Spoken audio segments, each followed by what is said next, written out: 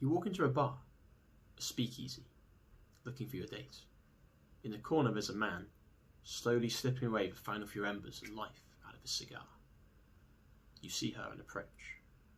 You ask her what she'd like to drink, but before she gets a chance to reply, you whip out a can of vanilla Coke from your jacket pocket. You open it slowly, letting the CO2 gently dissipate into the air.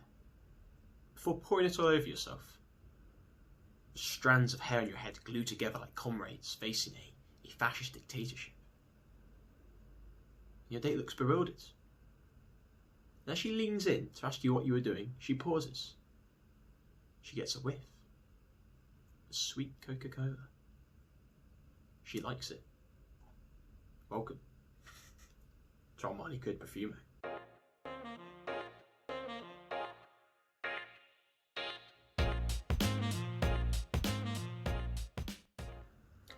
Armani Code.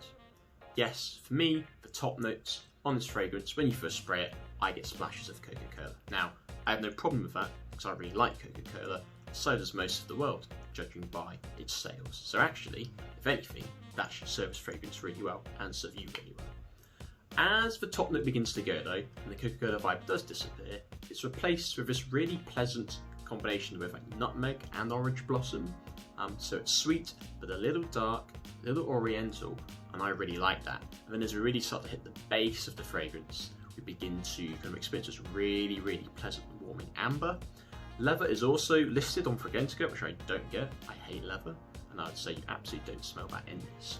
So ultimately, Armani Profumo in a nutshell is a sweet but slightly dark, really warming, really pleasant, really nice fragrance.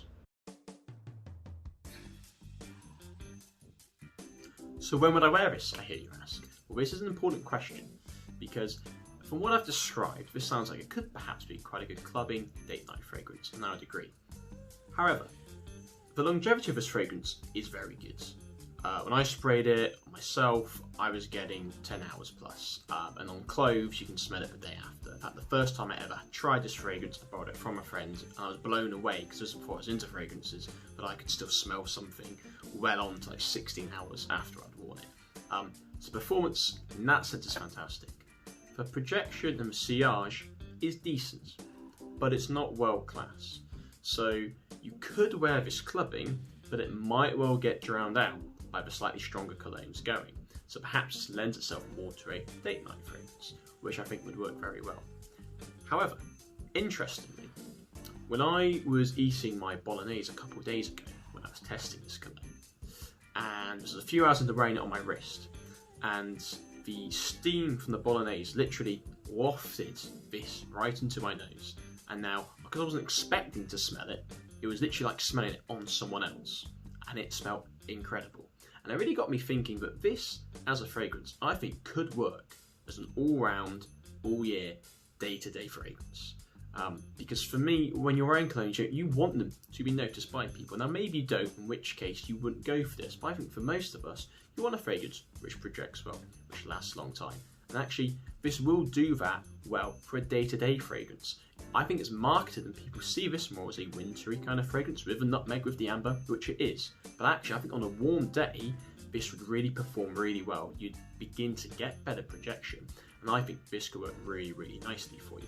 I think if you get this exclusively as a clubbing fragrance, you may well get drowned out by others. Now, if you don't want to be too in people's faces, then again, this would be a good one to come back to. Because ultimately, I don't think the projection is too extreme, but the longevity is there. You spray this on your clothes, it's not coming off until you put them in the wash. Okay, so you've heard me talk about bolognese, you've heard me talk about Coca-Cola.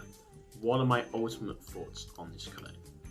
Well, I really got into my fragrances in about 2017, and I was deep into the YouTube community, and then I took a break. I've not bought any fragrances for ages, and then recently, now I've got a job, and I actually have money again, I'm starting to get back into it. I did purchase my first fragrance for ages the other day. The reason why I wanted to start off with this fragrance, because this is one of those ones when I was kind of into the addictive nature of collecting colognes, I bought this one, never really used it, never really gave it much of a chance. I remember it smelling nice on a friend and I thought, oh, I'm going to grab this, but actually I've literally rarely worn this ever. So I thought this was a great place to start. And it really is. This is a really, really good scent, and one I did not give enough credit for. Ultimately, my issues with this one are because the projection aren't so huge. I think the times when you would maybe most likely wear this, such as going out, I may be not so open to doing so because I'll want something which I know packs more of a punch. However, the longevity is actually outstanding, and I do think for day-to-day wear, even in the summer and spring, this will be a really, really good fragrance. The smell is fantastic. Catching myself off guard yesterday, having my bolognese, as weird as it may sound, was actually a great tester for me as to know what it would smell like on other people. And I'd also add, this is definitely a fragrance I think women could wear as well. I know the idea of kind of male and female colognes is probably somewhat starting to go, out of trend. It's like saying how blue is a boy's colour, pink is a girl's colour. Those kind of ideas don't really resonate so well with us anymore.